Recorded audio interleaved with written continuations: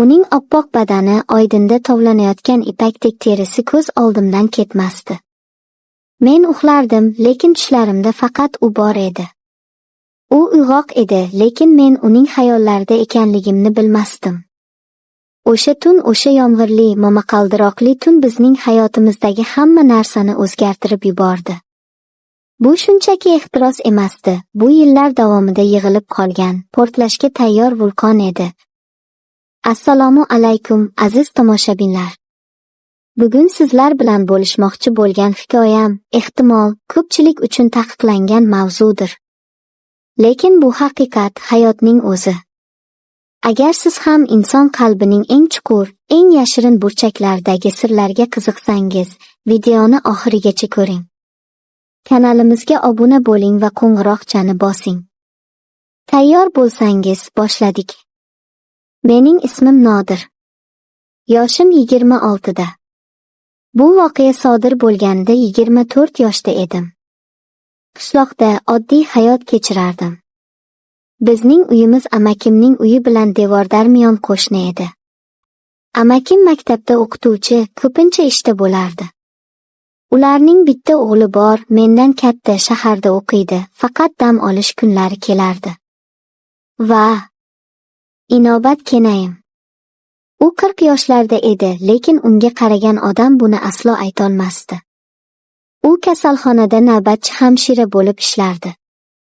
Uning qomati ochig'ini aytganda, qishloqdagi har qanday yosh qizni hasad qildiradigan darajada go'zal edi. Men uni har doim hurmat qilardim, Kenay deb murojaat qilardim. Lekin ich-ichimdan unga bo'lgan munosabatim boshqacha edi. Uning har bir harakati, kulgusi, hatto oddiygina yurish ham meni o'zimga tortardi.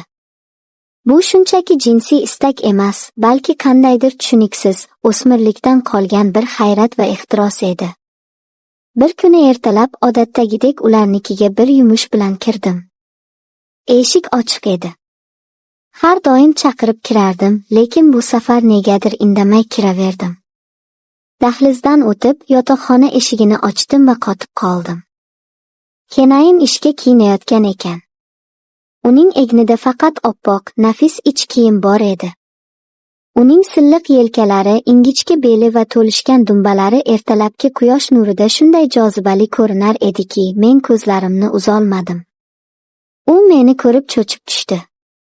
Voy, Nodir! Eshikni yop deb qichqirdi u qo'llari bilan ko'kragini to'sib. Men go'yo sehrlangandek edim. Zo'rg'a uzr Kenay deb g'o'ldiradim va eshikni yopib, shosha-pisha chiqib ketdim. O'sha kundan keyin hayotim o'zgardi.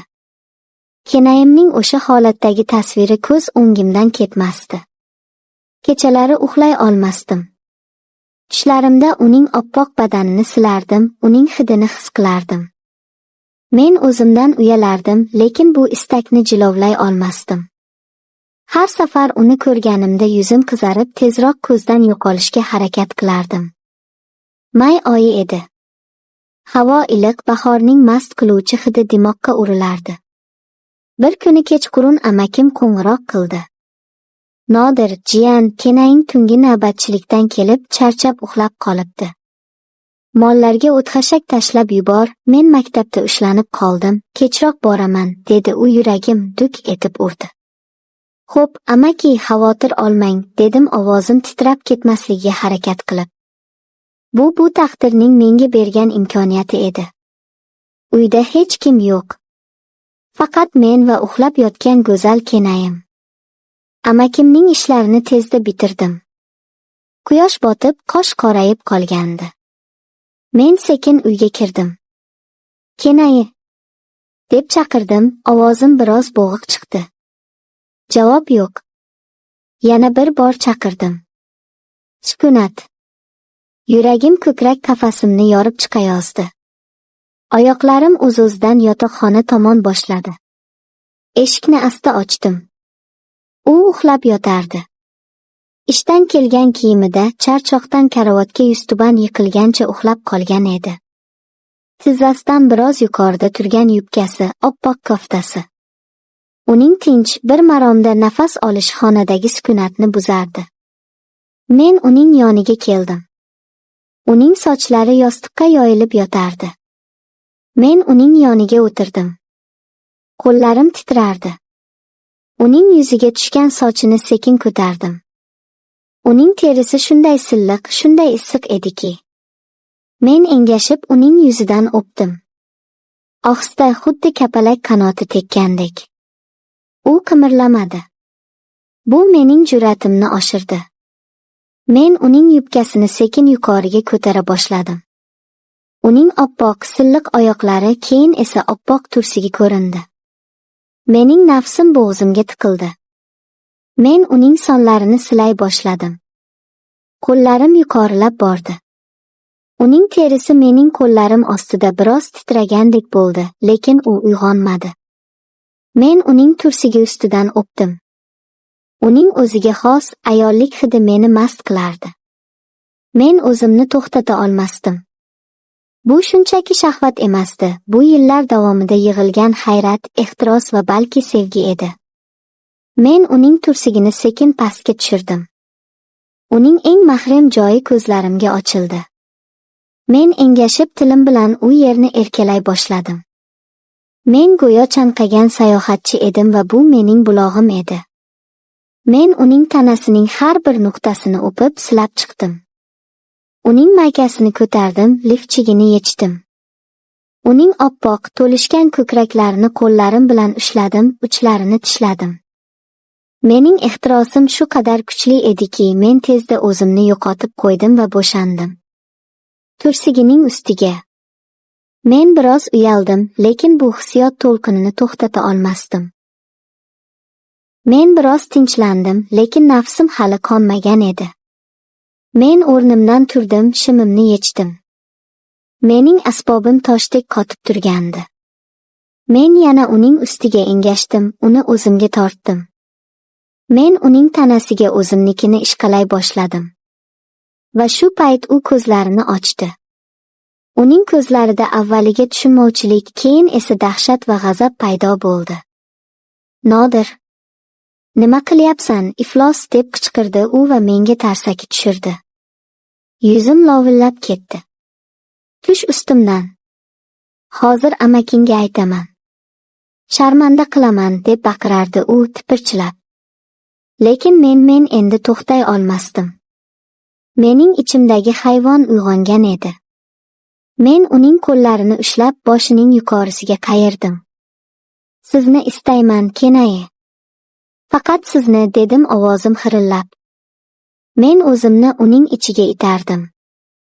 U qichqirdi. Og'riqdanmi yoki zavqdanmi bilmadim. Men harakatlana boshladim. Avvaliga sekin, keyin tezroq. Uning tanasi mening harakatlarimga javob bera boshladi. Uning qarshiligi asta-sekin susayib, o'rnini ingrashlar va chuqur nafaslar egalladi. Oh, Nodir, to'xta, yo'q, ohi. Uning so'zlari bir-biriga qovushmasdi. Uning tanasi endi menga qarshi emas, men bilan birga harakatlanardi. Uning tirnoqlari yelkamga botdi, oyoqlari belimga chirmashdi. Biz 20 daqiqacha shunday davom etdik.